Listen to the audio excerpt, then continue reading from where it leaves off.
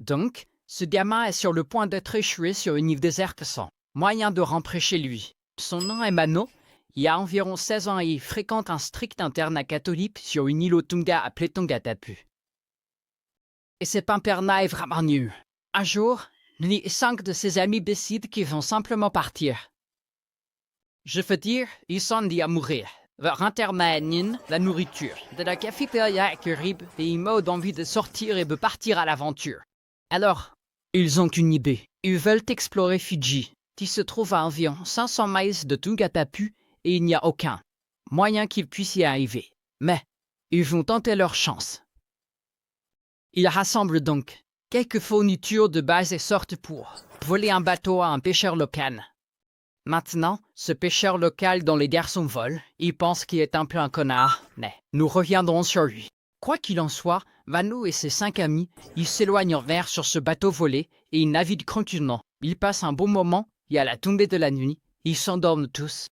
Des heures plus tard, au milieu de la nuit, boum, une énorme tempête frappe et réveille tout le monde.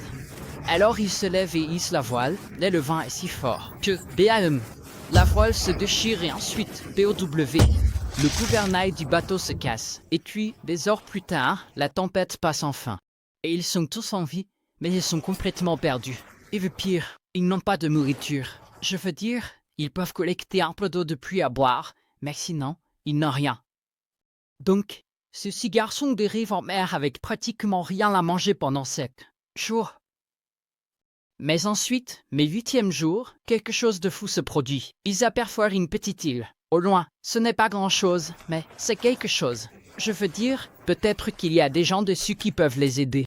Et heureusement pour les garçons, le courant de l'océan finit par pousser leur bateau suffisamment près pour qu'ils puissent sauter dans l'eau et nager le reste du chemin. Ils finissent, tous, par nager jusqu'à la côte. C'est alors qu'ils découvrent qu'ils viennent d'atterrir sur une île complètement inhabitée.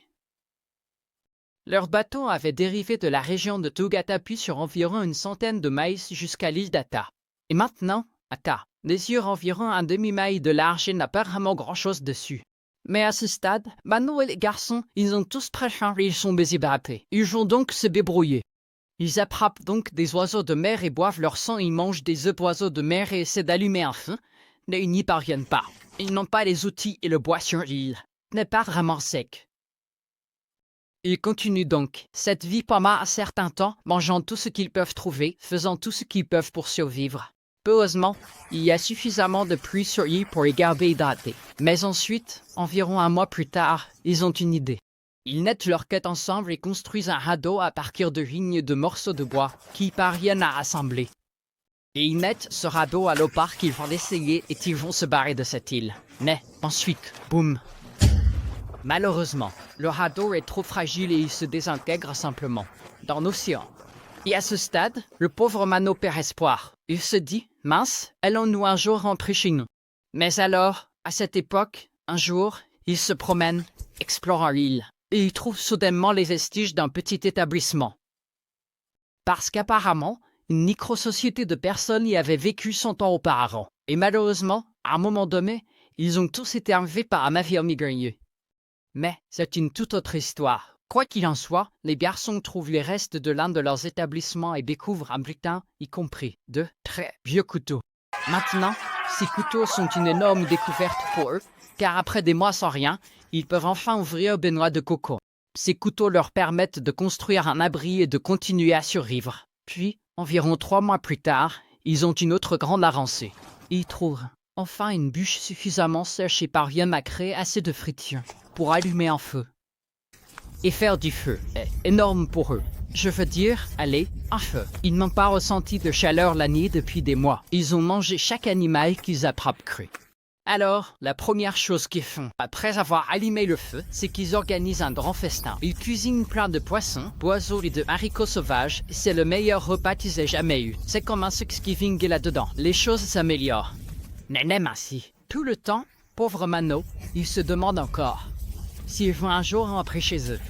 Et environ 6 mois plus tard, Mano et ses amis sont tous enfermés dans une routine de survie. Ils pêchent, ils attrapent des poules sauvages, ils construisent une cabane fonctionnelle, ils passent leur temps libre à sculpter des statues en bois, à écrire des chansons et à s'exercer dans leur salle de sport faite maison qu'ils ont construite. L'un des garçons fabrique même un ukulélé à partir de bois flottés, de noix de coco et de fils. C'est incroyable. Pendant ce temps, de retour à Tungatapu, les familles des garçons sont toutes bouleversées. Je veux dire, cela fait vraiment longtemps qu'ils sont portés disparus donc, les familles pensent qu'ils sont tous morts. Ils sont apparemment en deuil et ils organisent des funérailles. Ils essaient simplement de faire de leur mieux pour faire leur deuil et avancer. Et environ un an plus tard, les garçons sont toujours là. Ils font de leur mieux pour survivre. Et pauvre Mano, il continue de penser qu'ils seront probablement coincés sur cette île pour toujours. Jusqu'à ce qu'un jour, ce gars aille à la pêche. Son nom est Peter Warner. Peter Warner, c'est un Australien et il est le capitaine d'un bateau de pêche. Lui et son petit équipage de pêche sont en mer un jour à naviguer dans la région de Tungatapu à la recherche de bons endroits pour pêcher. Et sur le chemin du retour, ils passent juste à côté de la petite île d'Ata. Alors, Peter regarde cette île à travers ses jumelles et il remarque quelque chose d'étrange. Il y a des taches de brûlure sur les falaises, dans des zones qui seraient normalement vertes. Et Peter, il connaît Ata et il sait que cette île est inhabitée. Alors, qu'est-ce qui pourrait causer un incendie? Et donc, il continue à chercher, il regarde de plus près, puis il voit l'un des garçons. Et le garçon, il voit aussi le bateau de Peter. Et ensuite, il devient tout excité et il saute du cliff dans l'eau et il commence à nager droit vers ce bateau. Et puis Peter voit les 4 autres garçons sur la plage et ils crient tous à tue-tête, essayant d'attirer son attention.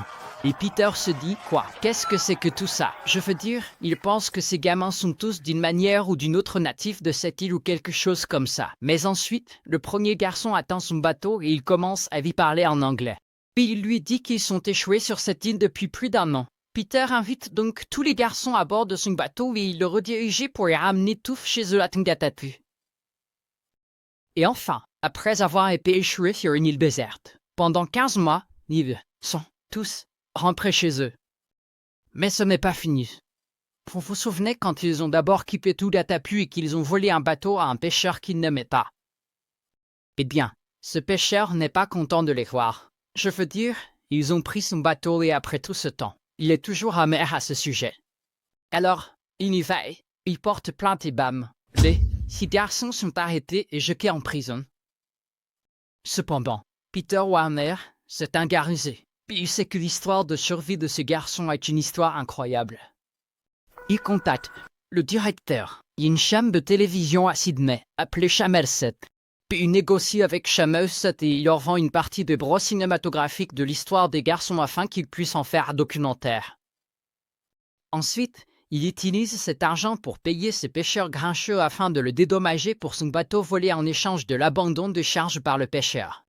Une fois les charges abandonnées, Mano et les garçons sont enfin libérés de prison. Quelques jours plus tard, les garçons aident à filmer un documentaire pour la chaîne 7 auquel Peter Warner avait accepté, où ils retournent tous sur l'île et recréent certains des événements qui se sont produits. Et c'est là que j'ai obtenu toutes ces images que j'utilise dans cette vidéo. Les garçons sont retournés sur l'île et les ont recréées pour le documentaire. Et à ce jour, Mano et Peter sont toujours amis. C'est donc agréable. Et voici une photo de Peter et de tous les garçons ensemble.